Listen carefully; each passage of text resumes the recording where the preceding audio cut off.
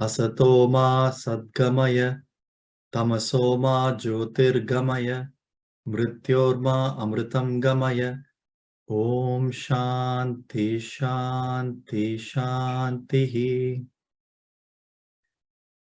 From ignorance lead me to the truth. From darkness lead me to light. From death lead me to immortality. Om peace, peace, peace.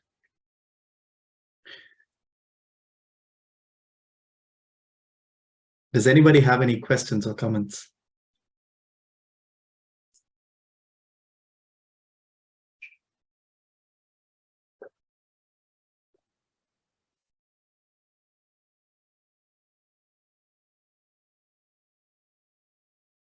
We ended last class with chapter 1, and we ended in a position in the battlefield which is extraordinary. Here is the person, the greatest warrior of his time, the greatest archer of his time, who would be known as that for millennia to come. But if you take a snapshot of this scene, like a balance sheet of a company, which is a snapshot at a point in time, it is a miserable situation, because the last sloka of chapter 1 says, having spoken thus in the battlefield, Arjuna sat down in the seat of the chariot, casting away his bow and arrow, his famous Gandiva, with his mind overwhelmed and distressed with sorrow. That's the ending of chapter 1. Chapter 2 is called Sankhya Yoga. Chapter 2 is where the real Bhagavad Gita begins, because the teacher protagonist, Krishna, starts speaking. Chapter 2 is a chapter of immense bliss. Chapter 2 is a chapter that you can read over and over and over again. And each time you derive something more insightful, more blissful, leading to greater peace and happiness.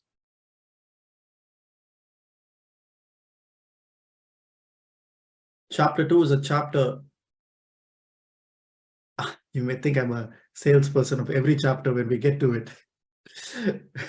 But no, chapter 2 has a special connotation in Gita, not least because it is the first chapter that Krishna starts giving his rendition of the supreme knowledge, but also it is a synopsis of the entire Bhagavad Gita.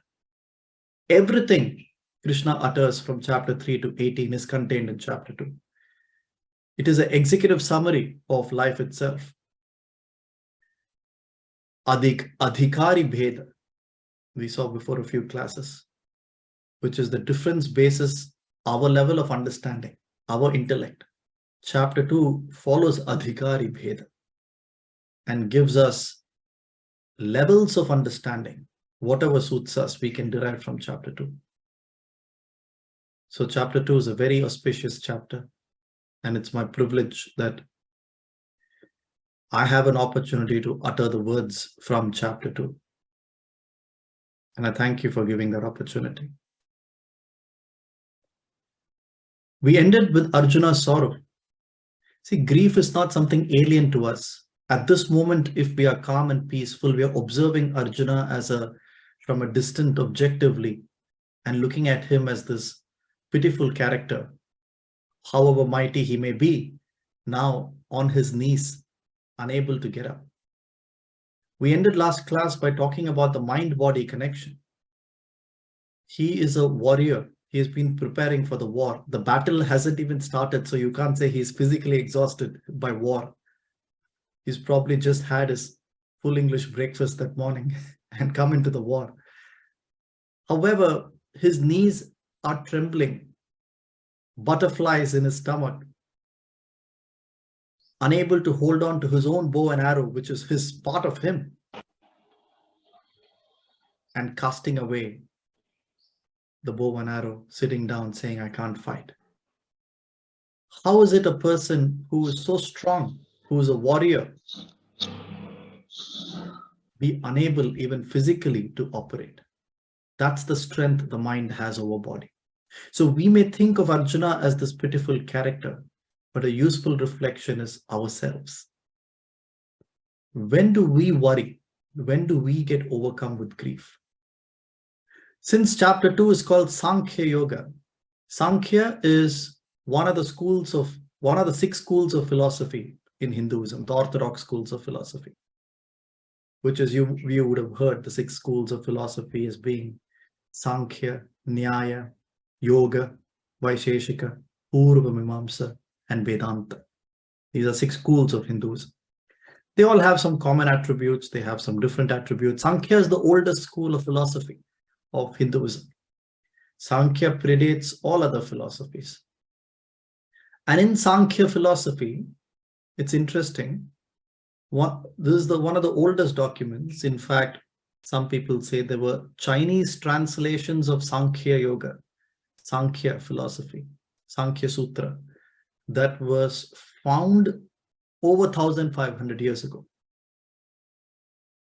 which means it reached the world a couple of millennia ago. And it has existed, some people say, for 4,000 years, 3,000 years, 2,000 years, I do not know. But it's one of the oldest dated philosophies of Hinduism. In Sankhya Yoga, not the Gita, the Sankhya philosophy starts with the concept of Dukkha Traya.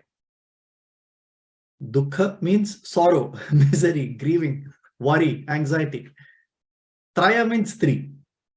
Right? We've seen many Trayas, Avastha Traya, Dukkha Traya.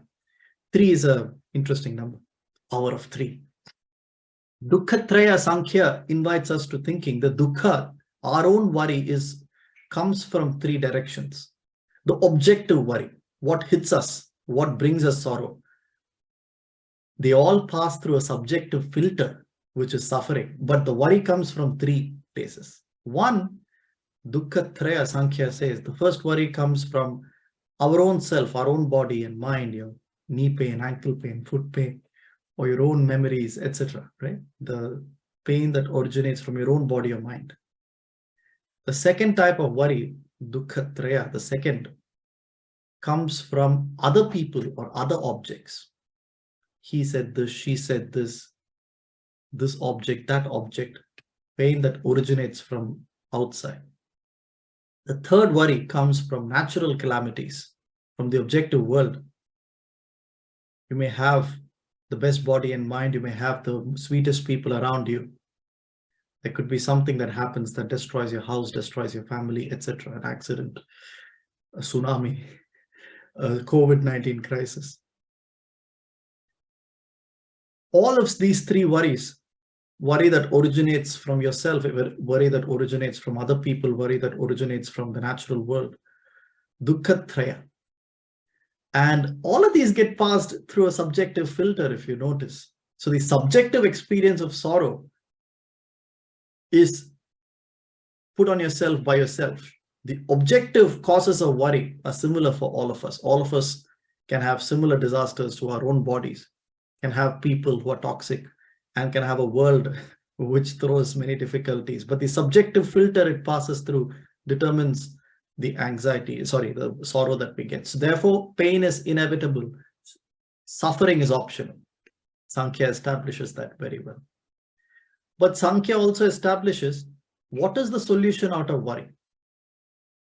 Sankhya says all solutions that you may think about either are ephemeral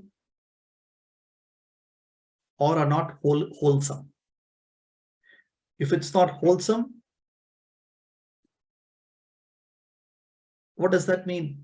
If it's not wholesome, it cannot solve the void that initially created the pain, which means the wants of life can be satisfied, but the wanting itself is unable to be obliterated.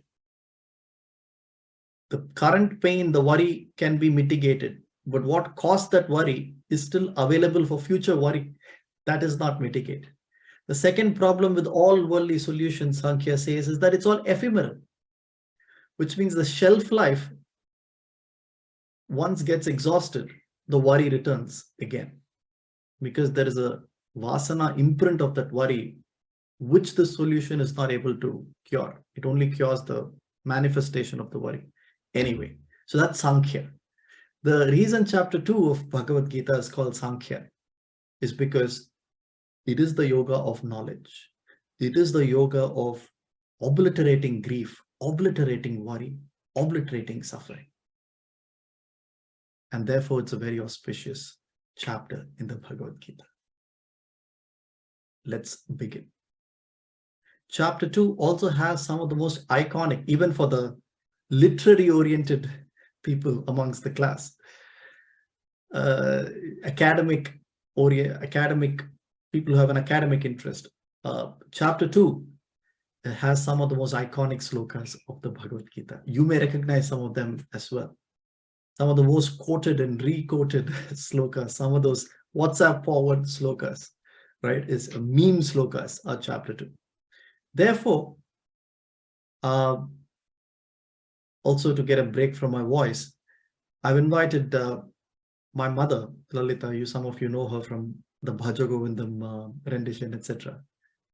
To select a subset of slokas as we go through this chapter, where probably 3-4 slokas at a time, not more than that. She will recite it, and then of course we will discuss it. But before we get to the first block, the chapter 2 of Bhagavad Gita itself, if you can see my screen, has a storyline to it. And this is the storyline we will strive to cover in the next 1 hour or so. Chapter 2 begins with Arjuna's lamentation. Arjuna's lamentation ends with a complete surrender to Krishna. That itself is auspicious, because there is no Bhagavad Gita for 17 chapters if Arjuna hadn't surrendered and asked for help. Chapter 1, there is no sense of surrender, but chapter 2, by sloka 10, Arjuna surrenders. Surrenders means simple, asking for help, basically, right?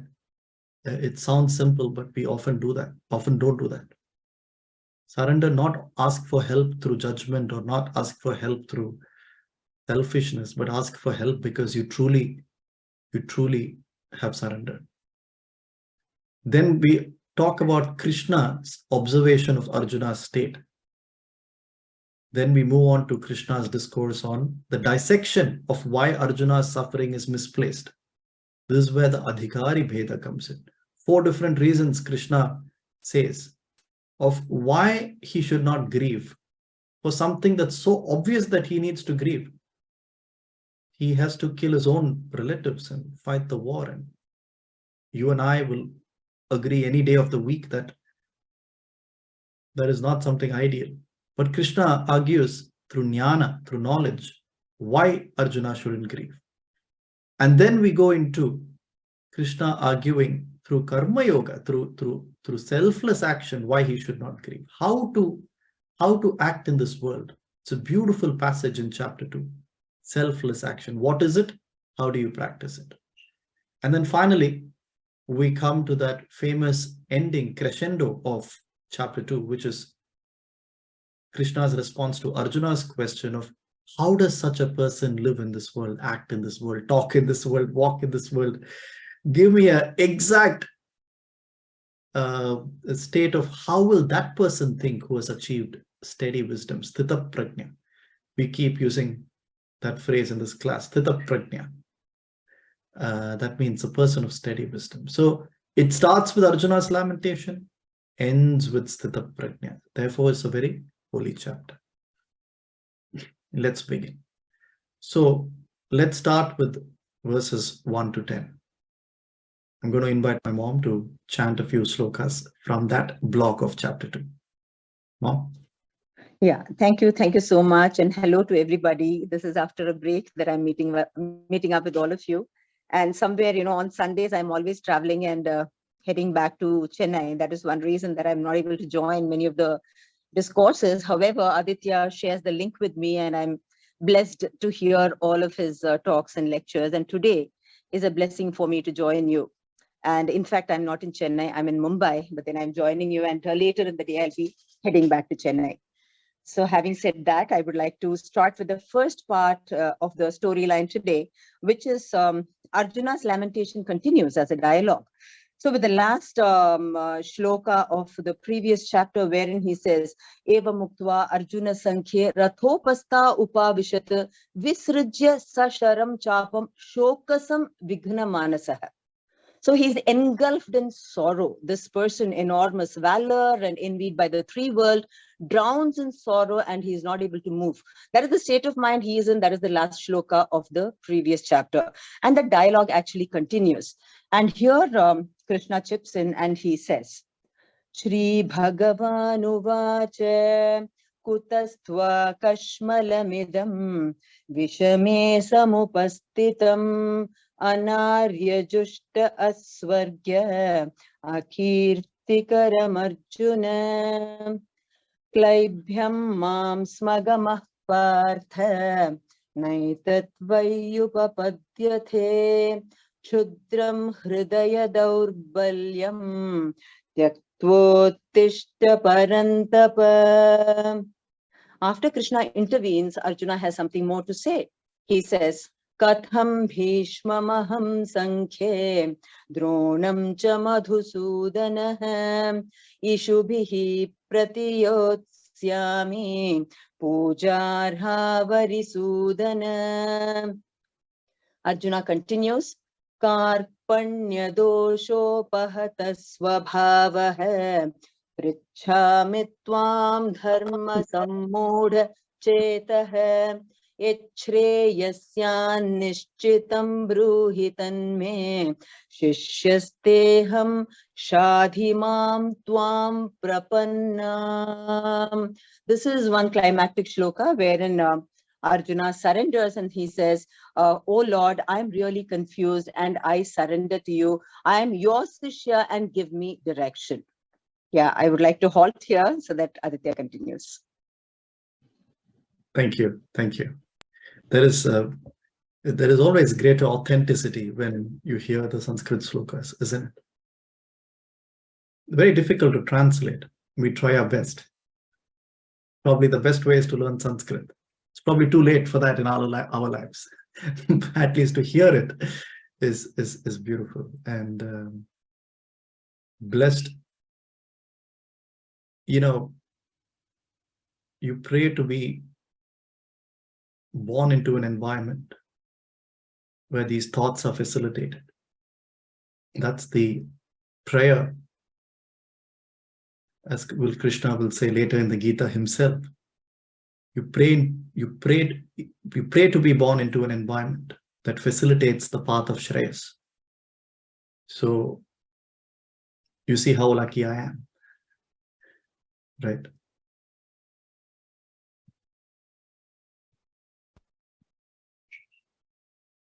So this is what my mom chanted a few slokas. I've consolidated a wider list of slokas. But here's what happens. Krishna says, Arjuna, how has this delusion, that is your own mind, overtaken you at this hour? It is unwise, one, will not lead you to heaven, meaning it is not going to help in accruing merit. Your own experience of life, which is called heaven or hell, is going to get tainted by inaction. And number three, at a lowest level, it's going to bring you enormous disgrace. How has this delusion overtaken you? Arjuna says, Krishna, at this point in time, I'm overcome with grief that I do not even know which is better, to slay my enemies or to be slain by them. See, if I slay them, after that, I anyway will not wish to live, because these are sons of Dhritarashtra, my cousins. And the seventh sloka, the momentous sloka, Arjuna says, my heart is heavy with sorrow, my mind is confused with regard to duty. What is duty? I don't know. To fight and kill these people who are close to me, or to not fight and escape this. I do not know what is the right duty. Tell me that which is desiredly good. Desiredly good means tell me one thing, I'll follow. Why? Because I am your disciple, Krishna. I am your disciple. I have surrendered. Instruct me. who has taken refuge in you. See, psychological safety is a big concept in today's corporate world, but you can see that in children. So in the presence of the parent, especially the mother, though the kid does not have a direct eye contact with the mother, in the presence of the mother, the kid is supposed to feel safer, psychologists say. Similarly, in the presence of somebody who you can seek advice and surrender, there is an immediate feeling of safety. And that's what Arjuna says, I've surrendered to you, you help me. And finally, he says, continues, even winning this battle, even if I have to act, as you say, and obtain the kingdom. See, he is confusing that the purpose of this battle is to get that kingdom. But anyway, even winning this battle and obtaining the kingdom will not drive away this immense heaviness in my chest and immense grief that burns my senses, Krishna. And Sanjaya, who is saying all this to Dhritarashtra from afar, says, having thus spoken to Krishna, Arjuna said again, I will not fight, and turned silent. Arjuna's point here. This is such an important point in all our lives. There is something called position, and there is something called intent. You can observe this in others, you can observe this in yourself. Position is what we take. If you look at your spouse, if you look at anybody, your boss, what you can see is observable behavior, what they say, what they do. That's the position somebody takes. The intent, the reason behind that position, the motive behind that position, the real meaning behind that position is invisible. That is known only to the innermost reality of that person alone knows that. So by position, you cannot judge how wise or elevated a person is. Arjuna says everything wise. There is the beauty. It's difficult to interpret chapter 1 and 2 because what is right seems to be on Arjuna's side. It is obvious. He says things against battle and violence. He talks about not killing his own relatives. He talks about the fact that even if I do it, will I really want the luxurious empire, the kingdom after that? No. And he says, I would rather they kill me than I kill him. Seems very elevated. The position seems tremendous, isn't it? But in the theory, psychological theory of position versus intent or position versus interest, it is always the intent or the motive or the true reason behind the position that needs to be analyzed before judging someone as wise or unwise.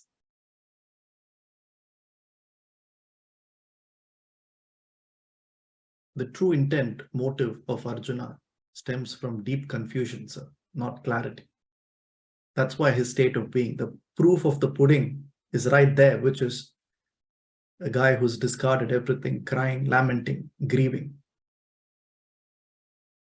When it comes to positions and interests or positions and intent, you find that the more confused you are internally, the stronger your position is sometimes to the external world. If you have in parts of life or in philosophies or in principles or values where you have a self-evident conviction that something is what it is, you find that you often don't go as that knight in a white horse to prove that point to the world. It is self-contained, evident, so there is no need to debate.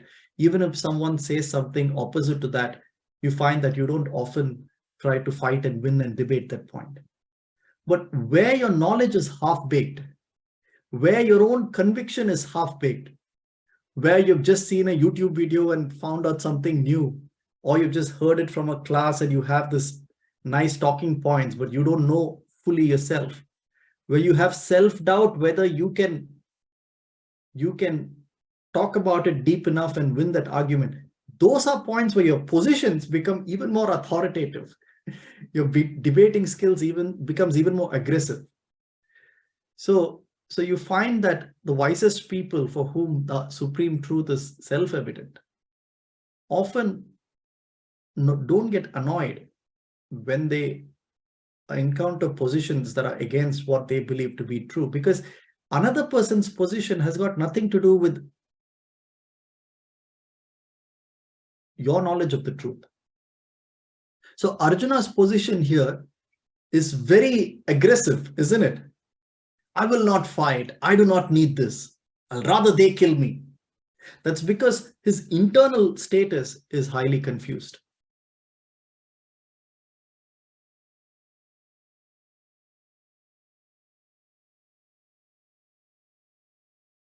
So a muni, a sage, may also take the same position as Arjuna said, because nothing what Arjuna said is wrong. But a muni would also say, I renounce this war. I don't want to fight, whatever it is. But the test of whether that is wise comes from the intent. The muni is completely at peace, completely at bliss, and he may say that. So we are not judging the position Arjuna takes. Gita from this point of time is an internal war, is an internal transformation. The external battle will come to at the end of chapter 18 again. The point here is Arjuna's state of mind as he utters these wise words, which is unholy. If you are truly suffering, sir, and stopping action from a outwardly perspective, the suffering begets further karma. So the focus now needs to go on, why are you suffering? Why are you lamenting? Why are you grieving? So that's the position and intent. And we need to analyze that for our own selves. What is our position and what is the underlying intent? We may be wise in terms of words, but confused in terms of intent. It is that confusion that we need to extradite or obliterate. Wise words doesn't help us. It may help other people, but what will help us is removing confusion from our heart. What is duty? What do I need to do? What is the purpose of life? We're all confused, isn't it? Can you spot one person in this world who has cracked that puzzle, solved that code, who has said, I'm sorted? We're all confused. So, which means if we are confused with those fundamental questions, none of our position externally can be called 100% right. We're all throwing a dart in the, shooting in the dark somewhat with our theories of philosophies. This is life, that is life, this is correct, that is correct, religion or science, blah, blah, blah. We all love to listen and talk, but all of us are confused between what is the purpose of life. When did this all start? Why do I suffer? None of us have gone to the intent of trying to resolve that.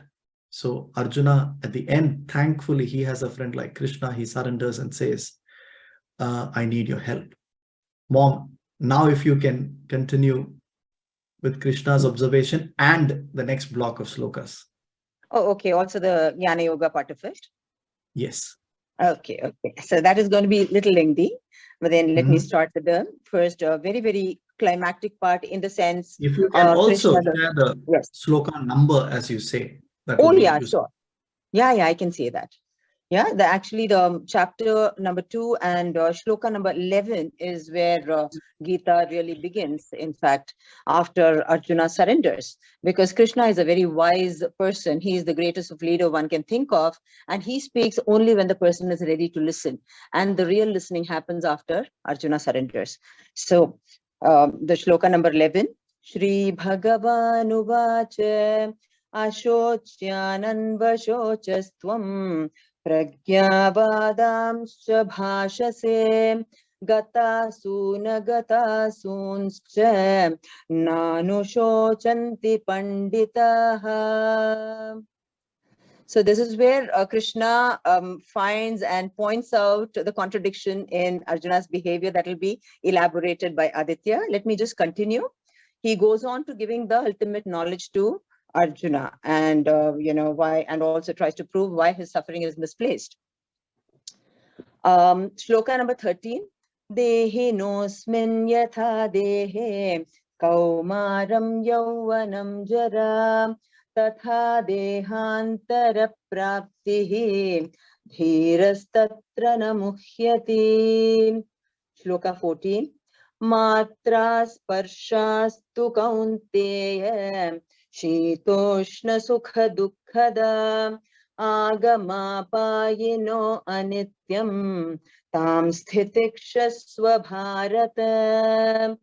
Shloka 18. Antavanta ime dehaha nityasyoktah sharirinaha anasino aprameyasya tasmat udhyasva bharata. Shloka 19. Yayenam vetti hantaram yaschainam manyate hatam ubhau tau na vijanitau naham hanti na hanyate. One of the very pivotal shlokas in this category, shloka number 22. Vasamsi jirnani yata vihaya navani ghrannati naroparani tatha sharirani vihaya jirnani anyani samyati navani dehe. Shloka 23. Nainam chindanti shastrani nainam dahati pavakah na chainam kledayantyapo na shochayati marutah. Another very, very crucial shlokam here is 27. Jatasya hi dhruvor mrityuhu dhruvam janma mritasya cha tasmada pariharyerte natvam shochitum arhasi. Then we go to the next shloka, which is 31. Swadharmamapi chavekshya navikampitum arhasi dharmadhiyuddha shreyonnat kshatriyasya na vidyate. Next one, shloka number 37. Hato va prapsyase swargam jitva va bhokshyase mahim tasmaduttishta kaunteya yuddhaya krita nishchaya. The last one in the slab, shloka number 38. Sukha dukkhe same kritva labha labhau jaya jayo tato yuddhaya yujyasva naivam papam avapsyasi. That's about it for now. Thank you. Thank you. There are many gems there. Which one is your favorite, Mom, that you keep talking about? Oh, several of the 10 points. Of course, to start with the one shloka that number 11. 11, right? Yeah, 11, then 13, Yeah. Matra Sparshas to 14. Okay, 11, 13, 14, and then I would say 22, then 27, then of course 31 is very important, and the last one I said, Sukha Dukkhe, 38. Yeah. I was hinting at Vasamsi Jirnani. Yes, definitely. Yeah. So that is something that my mom keeps reminding herself and others around her. But yeah, and I think my grandfather used to keep quoting the one that comes later, which is death is certain for the born and rebirth is inevitable for the dead. So there are many gems here. These are classical things that used to be part of vocabulary for a long time. Of course, we moved away from it, but it's interesting how these things become part of vocabulary to remind, as a pointer in everyday life between family members, between conversations, not as any kind of a doctrine of chanting the Gita, but nudges and pointers and reminders of, hey, life is impermanent. Hey, see life in perspective. What is the body? It's like clothes, it gets discarded and new clothes get worn every day. So reminders, pointers, to-do lists it's part of everyday vocabulary. So it's a And chapter 2 is filled with those popular slokas. Anyway, let's look at what we have heard as the slokas. So it starts with Krishna's observation. Very, very important sloka. He says, Arjuna, and in sloka 10, the Gita establishes that Krishna smiling begins talking to Arjuna. Smiling, which means it is subtly Sanjaya is establishing the position and intent I'm talking about. Krishna internally isn't confused, so he's able to smile.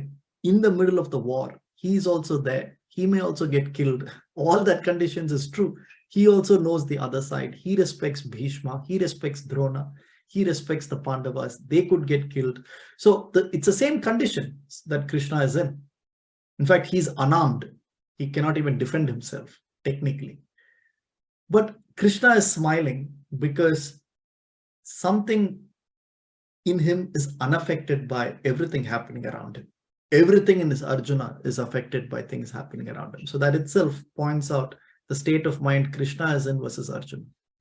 And Krishna starts by saying, Arjuna, you grieve over those who should not be grieved for, yet you speak like a wise person.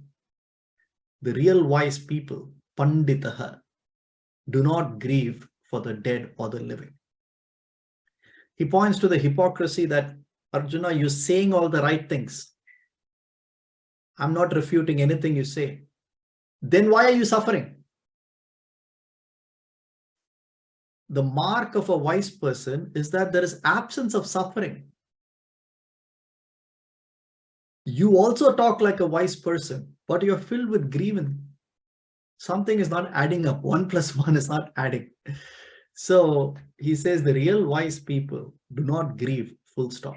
They do not grieve for the dead, nor they grieve for the living. It's a very powerful statement. We don't need to start dissecting what this means because the Gita itself dissects all this. Krishna is starting with an executive summary. First, jolt. Jolting the person. You talk wise, then you are suffering. It doesn't add. The true wise person does not suffer. The true wise person is not marked by the number of times he or she can recite the Vedas. The true wise person is not just someone who can go on and on talking about the Itihas or Puranas. The true wise person goes beyond this and establish the kernel of that knowledge as a living reality within oneself. The test of wisdom is absence of suffering, sir. Full stop. Whether you're in the battlefield, whether you're watching a movie, you may be in the best of situation or worst of situation. The test of wisdom is absence of suffering. Not a forced fit absence of suffering. I should not suffer. I should not suffer. I should not suffer. It's a what are you suffering for? There's no reason anymore to suffer. How do you reach that state? Let's see. So Krishna starts by going over 4 reasons. This is very important part of the Gita. This is the jnana part of the Gita. Krishna says, Arjuna, first I will take the point of view of Sankhya, of knowledge. Why do I say this? The wise do not grieve. And then after these 4 reasons, Krishna goes to the how, which is the karma. Therefore, what does that mean in terms of action? When I speak to leaders in organizations, often a good way to structure the conversation is the what, so what, next what. Without the next what, it is just a theoretical conversation. The what is fine. The so what is the why. Why is this important? The next what is how can that person apply whatever Monday morning when they get back to work. So similarly, this chapter is divided like that. So let's see. So the first reason Krishna gives, this is where the adhikari bheda comes in, meaning he starts with the loftiest reason. Don't worry about you not being able to capture this immediately. Krishna soon understands that uh, understands our pedigree and and and and serves our intellect as well. However, it is incumbent upon a teacher to start with what is real. See, Krishna can easily tell Arjuna. Arjuna said, I'm your disciple, tell me. Krishna can easily start by saying, just pray to God and fight. He doesn't bring in the God business here. Krishna can say, just do some rituals. All that he says later in the Gita. He does talk about faith, he does talk about devotion, he talks about rituals, he talks about gunas, but he needs to start with what's real, whether or not Arjuna understands it, and then go down to Arjuna's level of understanding, right?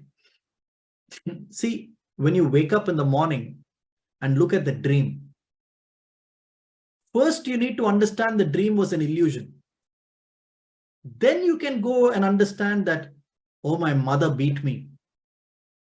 Since you've established first the primal reality, which is the dream was a fiction, then when you say, my mother beat me, you're seeing it in the context that it was a fiction in the dream, right? So you need to, Krishna first needs to establish the primal reality of why you should not grieve.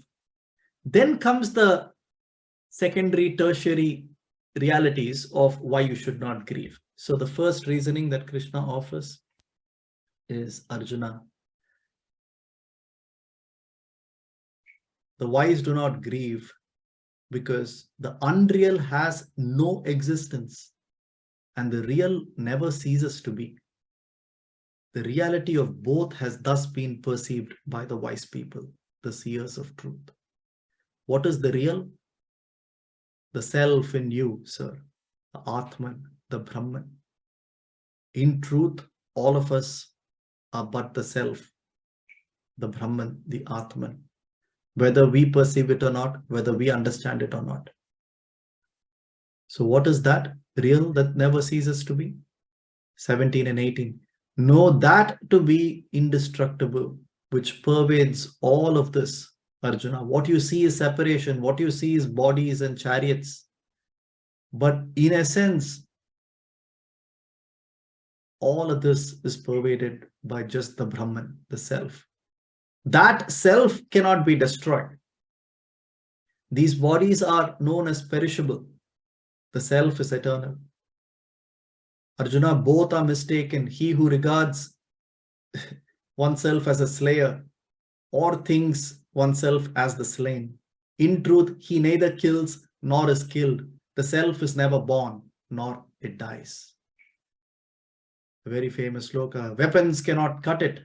Weapons can cut the physical body's chariots. Weapon cannot cut the self. Fire cannot burn the self. Water cannot wet the self. Wind cannot dry the self. It is incomprehensible. Don't even try to experience it, because experience itself is at the level of the mind. Therefore, knowing it as such, you should not grieve. What a pedigree to begin, Krishna.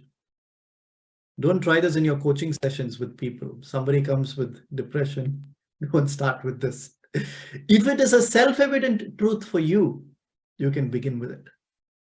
For Krishna, it's a self-evident truth, so he's beginning with it, right? Let's put it this way. We got to do the entire chapter today, so we got to progress fast. Otherwise, I would have loved to spend more time on this. But most of you have been attending these classes for quite a few years, so you understand these. You understand what Krishna is saying.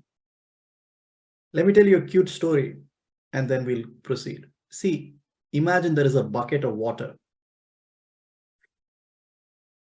And the moment you throw a pebble or another drop of water, it creates ripples, isn't it?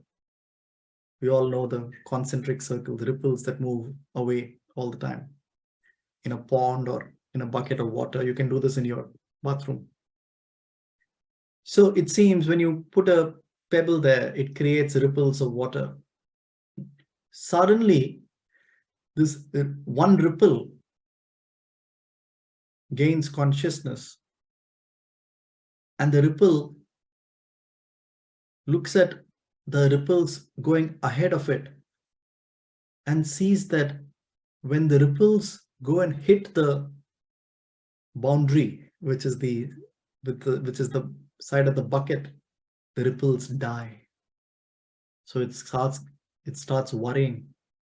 Oh, I'm also traveling towards the end of that bucket. And when I hit there, I will also die.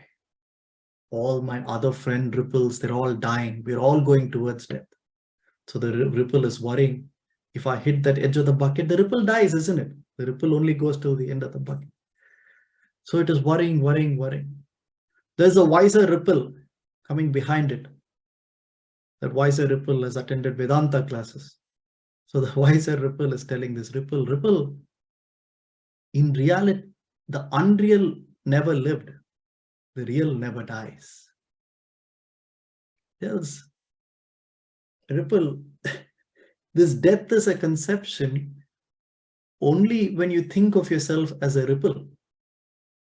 You're right, the ripple ceases to exist, but you don't cease to exist. Because now when you assume yourself as a ripple, after you've hit that end of the bucket and you die, and before you even became a ripple, in and through you were always water. You were water in the unmanifest form of the ripple. You are water when you are manifest as a ripple. You will be water once you complete your manifestation and become unmanifest again. So the ripple dies, the water doesn't die. In reality, is there a ripple, sir? In and through it was water. Right? So that's what Krishna is telling Arjuna here. Arjuna, what you see as manifest, that can perish. The truth which you truly are, the Brahman, the self, that is indestructible. That is neither born nor it dies. Was the ripple really born, sir? Water always was water. From the water's point of view, nothing is happening. It's from the ripple's point of view, the samsara is happening with constant fear that it's going to hit the wall of the bucket and die. So that is Krishna. So if the ripple understands this, will it grieve for losing its rippleness? It is the doership and ego of the ripple that thinks it will die. What happens when I die? But when it realizes, because of its Vedantic ripple friend, the reality, the pointer to what really is happening, the ripple won't grieve. So that's what Krishna is telling Arjuna here. The self is never born nor it dies. Now we know that in the highest reality, the soul, the substratum of each of us is the Brahman, is the Atman. Then the question would be, is there 8 billion Atmans? Like if each of us are an Atman, is Sharmini an Atman, Aditya an Atman, Lalita an Atman, Nikhil an Atman, Vibha Atman? No, Krishna would say. There is only one Atman. There's only one Atman. Who is that Atman? You are that Atman.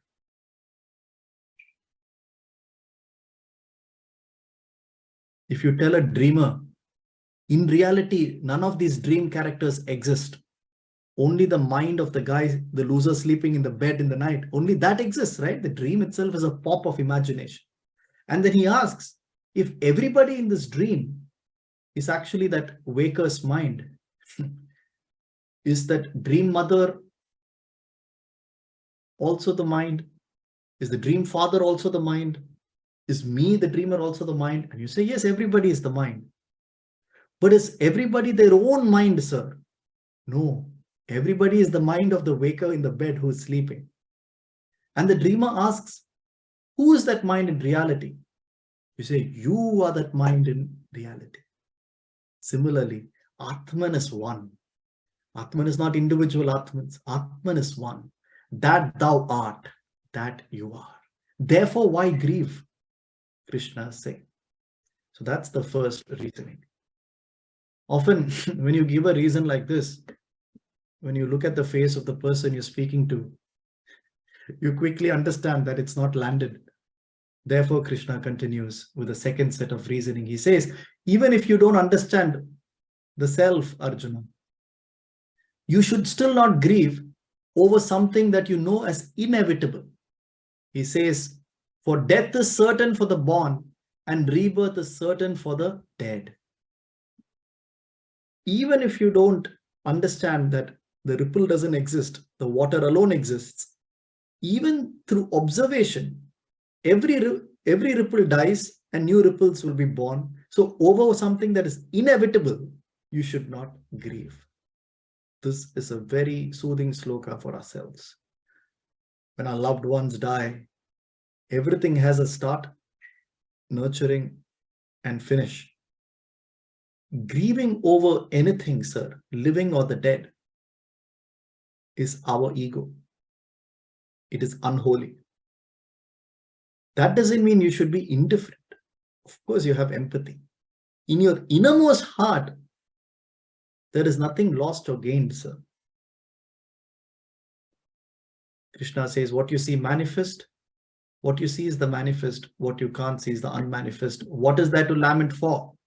And then this beautiful sloka, 29-30 combined, he says, some see this as Acharya, wonder. Some speak of this as Ascharya, wonder. Some hear of this as Ascharya, wonder. Yet having heard, none indeed understand it. Because if you understand it, sir, you cannot suffer. If you suffer and say, God is great, you haven't understood it. The self that we are talking about is a substratum of all, which cannot perish. Therefore, you shouldn't lament. Sloka 29 is a sloka for meditation. See, you may wonder all of this. You may write a blog on Gita. You may argue with other religions why this religion is better, that religion is better. You may even marvel with pure heart at the enchantment of all of this. But rare indeed is a person who understands it, tells Krishna. The presence of hate, the presence of suffering is absence of understanding. So that's what Krishna says. Then he goes on to a third reasoning. Krishna says, even if you are not able to grapple with the fact that all of this is inevitable, so I should not grieve. Let's go to reason 3. Arjuna, forget about the self, forget about inevitability of birth and death. It is your duty as a Kshatriya to do your duty righteously, which is protect, preserve, leadership, fight. Therefore, you should not grieve to perform your duty. A police officer during inquiry has to do certain things. Or this undertaker is a good example, not undertaker, this hangman who was interviewed. I saw that interview. He's the guy who executes capital punishment. He says, for me, that's work. Like you work in an IT company, I work here. Of course, I mean, there's nothing happy in doing this, but I've been doing it for 30 years. I can conduct the capital punishment, hanging a person to death. And it's not that I don't sleep in the nights, meaning that I have nothing vested in this. This is my occupation. Similarly, Krishna says that this is your duty. This is your job. Further, considering your own duty as a Kshatriya, your Kshatriya comes from vasanas, which is your temperament. If you have Kshatriya temperament, that's your demand. This is the supply. Therefore, you should not waver. For there is nothing more welcome for a Kshatriya than taking the side of righteousness in a battle.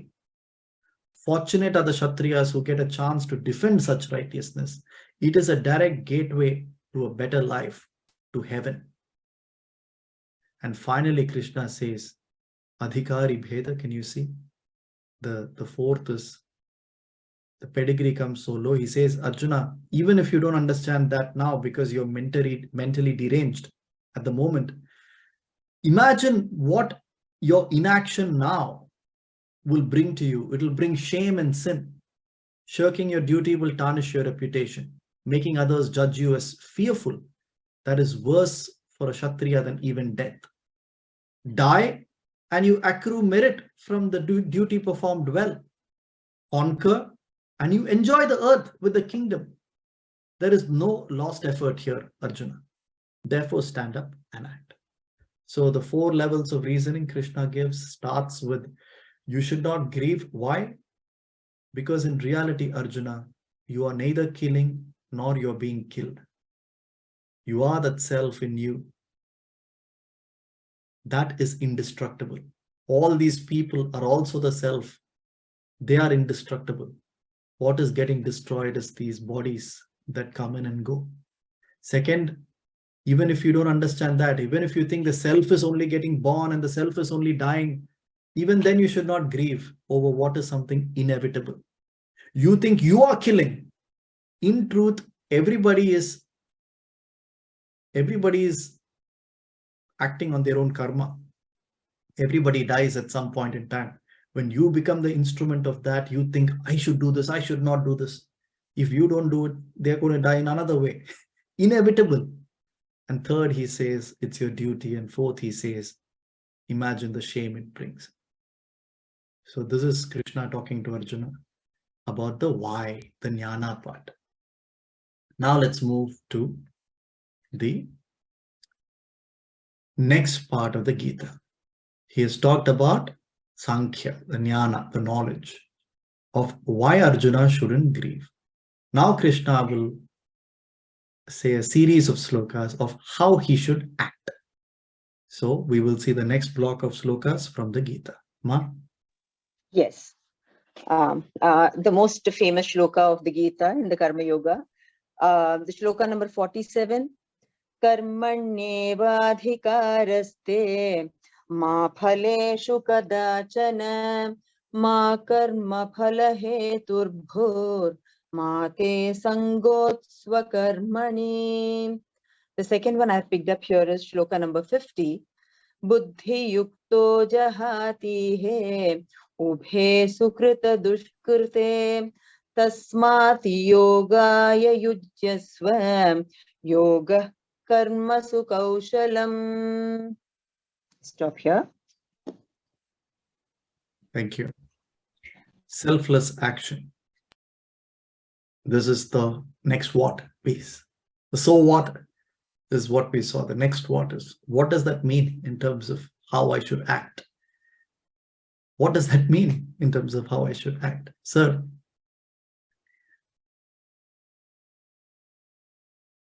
We have seen JK's famous line, I don't mind what happens. Meaning what? I will act, but I'm not acting for some fruits of action. It is attachment to the fruits of action that accrues karma, sir. Action itself doesn't accrue karma. So the definition of karma is not action. Definition of karma is action born out of a motive. See, if you go kill an animal or a person because you have evil intention, it is the intention that accrues karma. Because without your knowledge, every day you're killing 100,000 organisms. How many ants you might have stepped on today? How many microbes you've inhaled today? See, there's no objective logic to killing accrues karma. How many ants you might have stamped on today? Who knows? So what happens to karma? So karma is action, good or bad action, born out of an intention. So intention is always a fruit of that action. You perform an action for a fruit that action will bear. It is the attachment to the fruit that makes us perform action. Everyday action, think of any action. Think of any action. It is the attachment to the fruits of action that makes the action itself unholy in nature. That makes us a slave to the pleasure or pain that results from the action, depending on the attainment or non-attainment of the fruit of that action which was the original motive.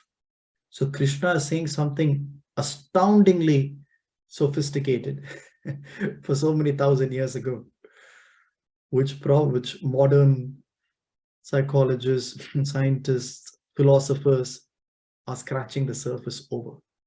How to live in this world, in the bright city lights, in your organizations, and yet be in the state of mind of a muni, of a sage.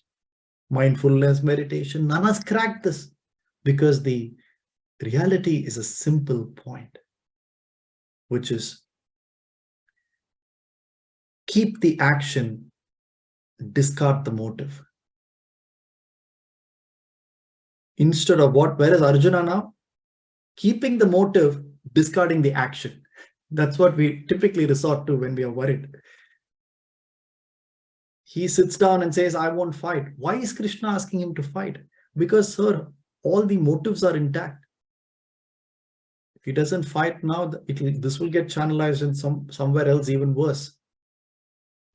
But keeping the action, discarding the motive, means what? I will act, but I don't mind what happens. My action will be gold standard because my duty starts and ends there. But I'm not a sucker for the fruits of action. If that is your state of mind, even karma cannot affect you. You've discarded you've escaped from the shackles of karma. Karma can only affect when there is an attachment to the fruits of actions. This is what Krishna says. So let's look at quickly what he says here. This is very important to navigate to the next part of the Gita. So Krishna says, so far, Arjuna, I've talked about the attitude of mind from a jnana perspective. What is that? You are the self, so don't lament. It is inevitable, so don't lament. Now, Arjuna, hear the same from the point of view of Karma Yoga.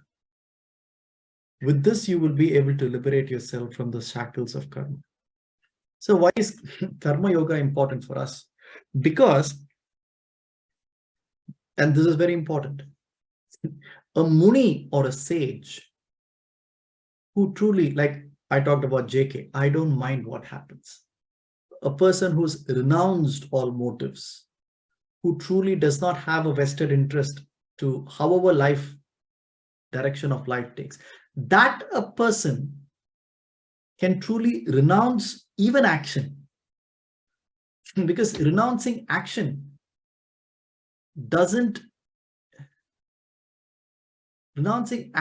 is not keeping any motive intact. So that person can seclude himself.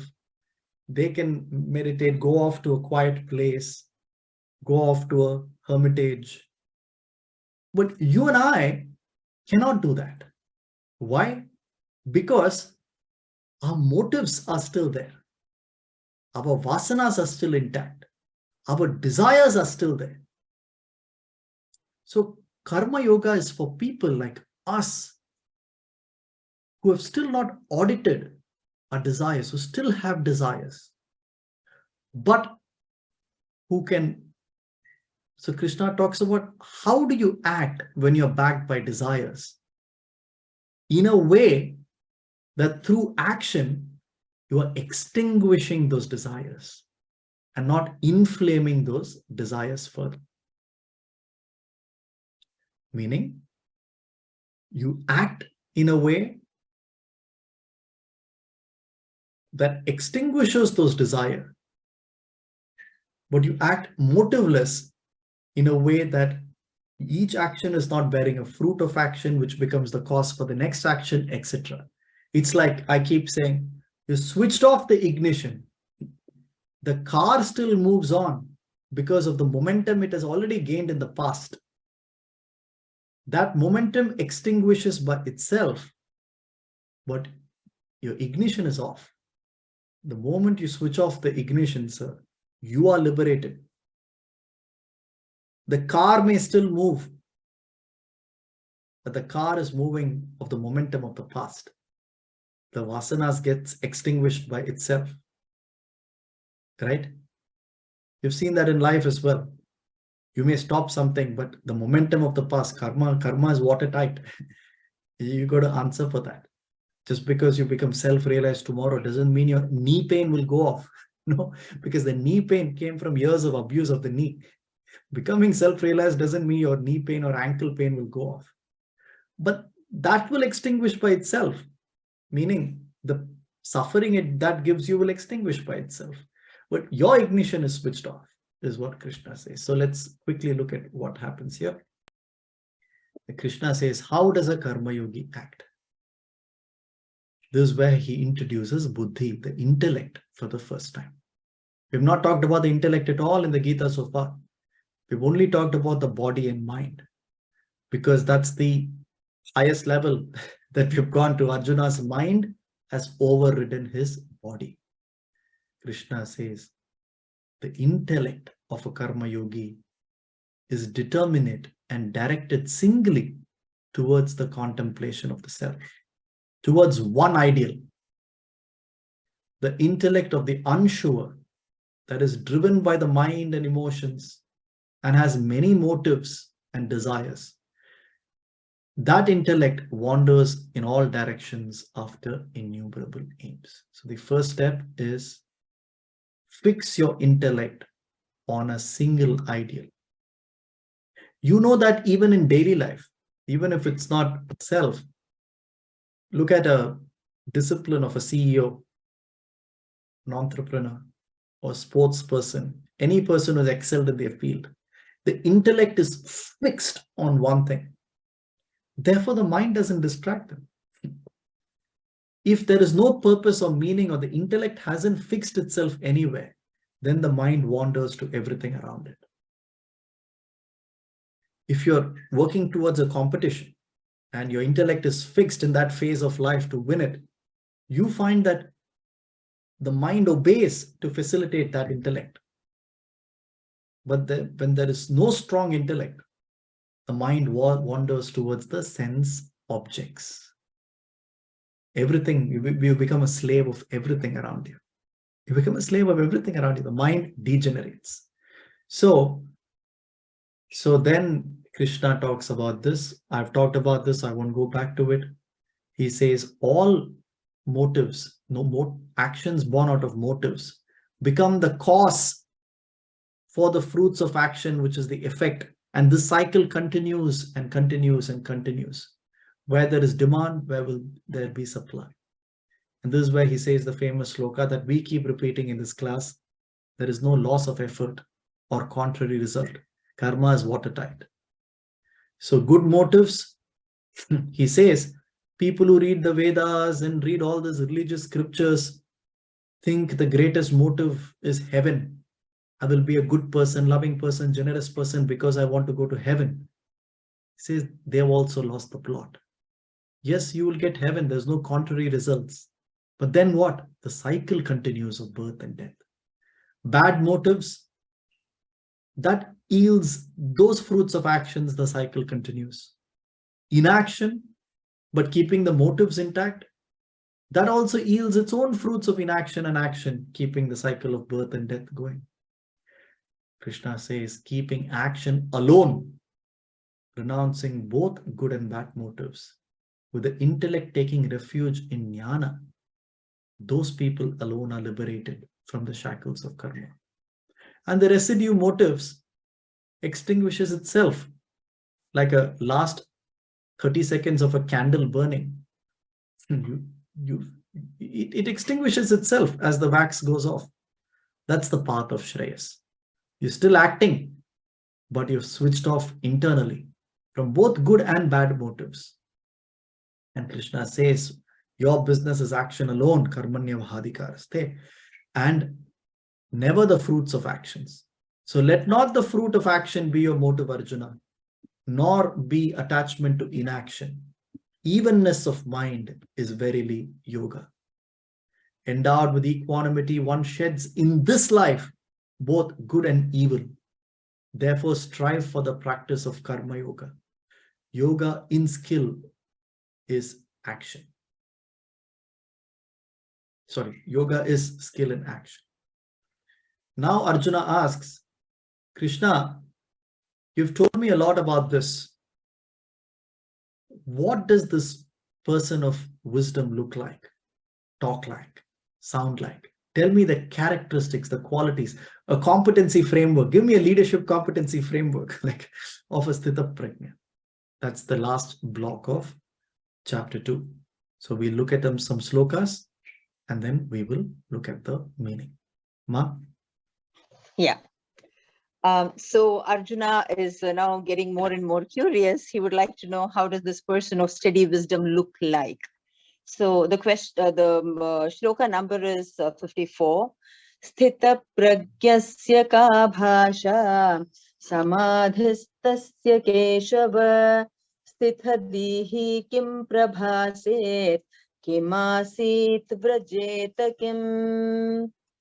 Shri Bhagavanuvacha yada samharate chayam kurmo angani vasarvashah indriyani indriyastebhya tasya prajna pratisthita. This was 58. The next one is 61. Tani sarvani samyamya yukta asita matparah vashe hi yasya indriyani tasya prajna pratisthita. Next one, 66. Nasti buddhir yuktasya nacha yuktasya bhavana nacha bhavayata shantir ashantasya kutah sukham. Number 68. Tasmadyasya mahabaho nigrihitani sarvashah indriyani indriyastebhyam tasya prajna pratisthita. If you notice, all these shlokas will have tasya prajna pratisthita. The person who is able to do all of this will have steady wisdom. I mean, these are the shlokas. Aditya will continue. Thank you. Sthita Prajna. There are some passages of the Gita that facilitate Shravana, some Manana, analysis, and some Nididhyasana to be meditated upon. This passage of who is a Sthita Prajna needs to be meditated upon. How do you know which slokas are Nididhyasana slokas? Texts or slokas which facilitate, which are meditative in nature. You can find that out because that series of sloka will say the same thing again and again in different words. I keep talking about Ashtavakra Gita. 18, again, some 15 to 18 chapters, hundreds of slokas. Pick any sloka from any chapter, says the same thing. Unlike Bhagavad Gita, where the student is a person like us, Arjuna, Ashtavakra Gita is a discussion between two enlightened people, King Janaka and Ashtavakra. And therefore, they don't need to talk about all this suffering and problem. They talk about the beauty of the ultimate reality from sloka 1 to last sloka. Therefore, you know it's meditative. You pick one sloka, that's enough. Then why are they talking so much? It's meditative in nature. You stay in that steady state of wisdom. That's the meaning of Sthita Prajna. Sthita Prajna. Prajna is knowledge. Prajnana Brahma, the Mahavakya. Prajnana Brahma. Jnana is knowledge. Prajnana, the primal knowledge, the primordial knowledge is Brahma. Similarly, Sthita Prajna. Prajna, the wisdom. Sthita is steadiness of wisdom. How will a person who is steady in wisdom think, act, talk, communicate? Sir, this steadiness is important. We all get spikes of knowledge and wisdom in our lives. Even in common life, whenever we are removed from time or space, we all re-establish an intellect in our minds. If your friend is suffering, you're able to be Krishna to him, right? How many times you've helped your friend out or family member out, and more power to you. So that is when you're removed by space, which is he's 2 handshakes away. Then there is no, your intellect is 100%. One handshake away, you're still being objective, but you're worried for him. When it happens to yourself, the intellect hasn't been firmed enough, hasn't been built enough that it stands the test of the storm of your own mind. When the storm of your own mind lashes in, the intellect flies like a piece of paper in the wind. That is the test of the strength of intellect. Similarly, intellect is strong when it is removed by time. Before that morning before the war, Arjuna looked at it completely neutrally. At that moment, when time is equal, t is equal to 0, the intellect vanishes, when the intellect is not strengthened. Therefore, steadiness in wisdom is when intellect is firmed up, conviction is strong enough that it can stand, hold itself, even when the storm of the mind, storm of desires, storm of strong sensory attractions. Can your intellect weather that storm? Can it stand, hold its post? That is the test of steady wisdom. And not as a force fit. When does it become natural, automatic? Is the question Arjuna is asking. How does that person behave, walk, dance, talk? Tell me more. So Arjuna says, how does that person talk? And the final flurry of slokas here in this chapter, meditative slokas.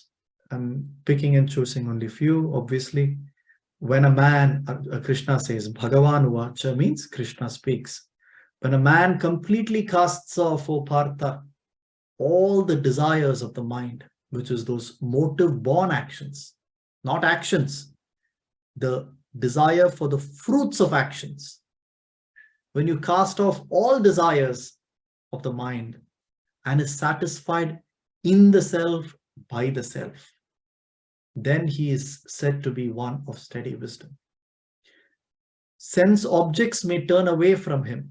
Sense objects turn away from him, who does not enjoy them with his senses, but the taste for them persists.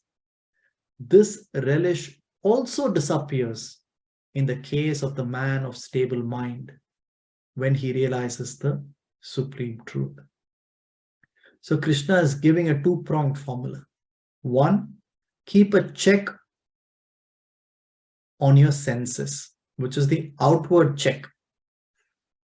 Because you may do a lot of hard work, it may not accrue results.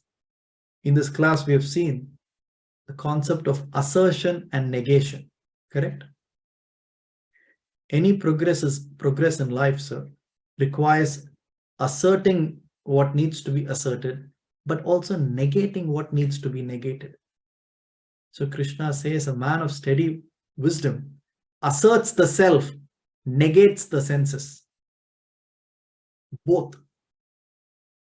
See, the traction you gain is often minimized by what you're not observing as lack of negation. Like, you may have broccoli all day, but if you have 2 cans of Coca-Cola, you're made up for the calories.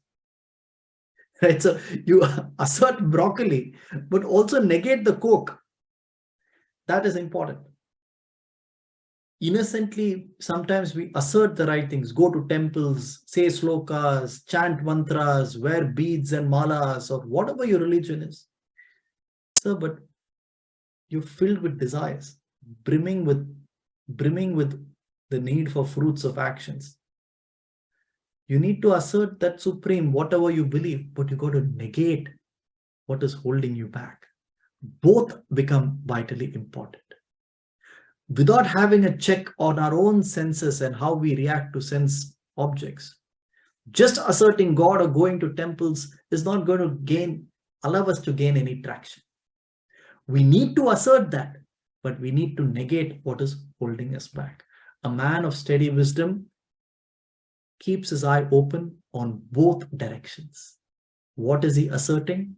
What is he negating? So Krishna says, sense objects turn away from him who does not enjoy them with his senses. So he is not enjoying the sense objects means what? He is still enjoying it. It's not that he's running away from it, but he is not dependent on it for pleasure or pain, is what it means. But the taste for them persists, right? If you try to keep away from Coca-Cola, doesn't mean you hate Coca-Cola. The taste for it still persists, right? So negating something is very difficult to keep at it because you still have the desire for it. That's why the second line is assertion. This relish also disappears in the case of a mind when he realizes the Supreme Self. So hold on to something higher and then let go of something lower. Turbulent by nature, the senses of even one who is practicing self-control carry away his mind, Arjuna. Thus, having controlled the senses, he should now sit for meditation, devoting himself to me. Again, you may be a great yogi who has enormous self-control physically and mentally by discarding all the objects of sensory pleasure. But turbulent is the nature of the mind. How long can it last? Is it really permanent? Have you escaped from it because of lack of supply? Or have you really controlled yourself? Turbulent is the mind. You don't know when it will return. Therefore, he says, the second line is important. Again, assertion and negation. So having controlled your senses, which is having negated what distracts you, sit in meditation, devoting yourself to the self. Assert the self, negate the world. He continues, when a man thinks of objects, attachment for them rises. Now he's talking about the negation piece first. What happens when you're not auditing your mind as you allow it to go towards the objects? And for us, this may not make sense because today's world is totally counterintuitive. You're given awards and prizes and praises, high praises for being object oriented. So you may not understand the context. It become too naive what Krishna is saying. That's because of the yuga that we are in. But what Krishna is saying is, be careful. Why? Because when you keep thinking of objects of experience, you automatically grow attached to what those objects give you. The moment you get attached to something, it creates a desire for that attachment. When you are desirous of something, it often is a modification of desire that we have seen in this class, which is anger if you don't get what you desire, which is greed when you want more of that desire, which is envy when somebody else has it and you don't have it, which is pride when you have more than what the other person has. The moment there is a desire, with the desire is born the rainbow of emotions, depending on how much the desire is met or not. It's instant gratification when that desire is met. So when you keep thinking of objects, it creates attachment. From attachment comes desire. From desire comes emotions that the desire modifies as, disguises itself as. Then what happens? When you get mind-driven, emotional, then from those emotions come delusion. So when you're angry, envious, pride, we saw Duryodhana, Dhritarashtra, they're all suffering from delusion. Why? Because the mind has taken over. The keys of the asylum are with the inmates now, which is delusion. What happens with delusion? Comes loss of memory. You lose control and you forget who you are, isn't it? In delusion, you forget who you are. You've lost memory of your own, what your intellect knows. Your own values goes down the drain. And from loss of memory comes the destruction of discrimination. You've lost in the intellect. There's no discrimination anymore. Discrimination will come back 10 minutes from then. At that moment, you've lost. And from destruction of discrimination, he perishes. Mean you've escalated yourself into corners that it's very difficult to return from. That's the order of delusion. There is no knowledge of the self to the unsteady mind, and to the unsteady, no meditation, and to the unmeditative, no peace, and to the peaceless, how can there be happiness, Arjuna?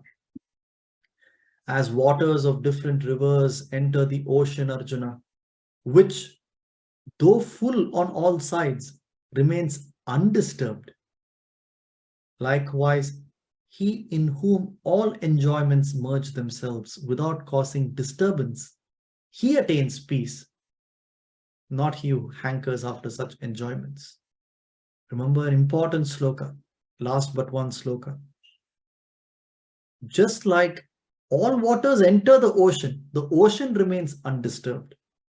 Similarly, he in whom all enjoyments, sensory enjoyments, merge themselves, but without causing disturbance at all, that person attains peace. Last sloka for today, and in chapter 2, Arjuna, such is the state of a Brahmic state. Such is the sthita prajna. Attaining this, he overcomes delusion. Being established there in this, even at the last moment in life, one attains oneness with Brahman. So I want to end the class by saying, chapter 2 is the Sankhya Yoga. Krishna tells you why. There is no reason to suffer, sir. In truth, in and through all of this, you are the water, not the ripple. The self in you is the only reality. Everything else is an appearance in the self. Forget it if that doesn't speak to you. Everything is inevitable, sir. Karma is watertight. Only if you think you control the world, you see you have a control over everything. In reality, things are inevitable. People come and people go. Things come and things go. People are born, people are dead. Don't lament over the inevitable. Even if you don't understand all that, do your duty for duty's sake. Your duty as a parent is be a good parent, independent of the fruits of that action. Good or bad fruits. Your duty as a citizen is to be a good citizen, independent of the fruits of that action. That is happiness. Why lament? Then he talks about selfless action. Act without becoming attached to the fruits of that action. That is the best state to be in, sir. I don't mind what happens. I will do my piece for everything, and I'll say, is that so? That is selfless action, as opposed to selfish action. Action being attached to the fruits of the action. So depending on the fruits of action, that determines my pleasure and pain. And then finally, Krishna talks about who is that person who is able to do this steadily. What does he do? Krishna says two things. He is a person whose intellect asserts the self. So there is only one ideal, one goal. And his mind negates the sense objects. And when they both work in tandem, when your intellect asserts the self, your mind negates the objects, then you establish steady wisdom. That is a journey we're all on. And that is a journey that Krishna is inviting us to. So let's complete. Please repeat after me. Keep your mute on, but repeat after me wherever you are. Om Tat Saditi. Om Tat Saditi. Srimad Bhagavad Gita Su. Srimad Bhagavad Gita Su. Upanishadsu. Upanishadsu. Brahma Vidyayam. Brahma Vidyayam. Yoga Shastre. Yoga Shastre. Yoga Shri Shastra. Arjuna Samvade, Shri Krishna Arjuna Samvade, Sankhya Yoga Nama, Sankhya Yoga Nama, Dvitiyodhyayah, Dvitiyodhyayah, which means thus. In this Upanishad sung by the Lord, which is the science of the Brahman, the scripture of the yoga, the second chapter of the Bhagavad Gita is called Sankhya Yoga. Be in touch over chat. Let me know if you have any questions or thoughts. Thank you all. I'll see you next week for chapter 3, Karma Yoga of the Bhagavad Gita. Thank you, Aditya. Thank you, Aditya. Thank you, Aditya. Thank you, Aditya. Thank you, Aditya. Thank you, Aditya. Thank you, Aditya.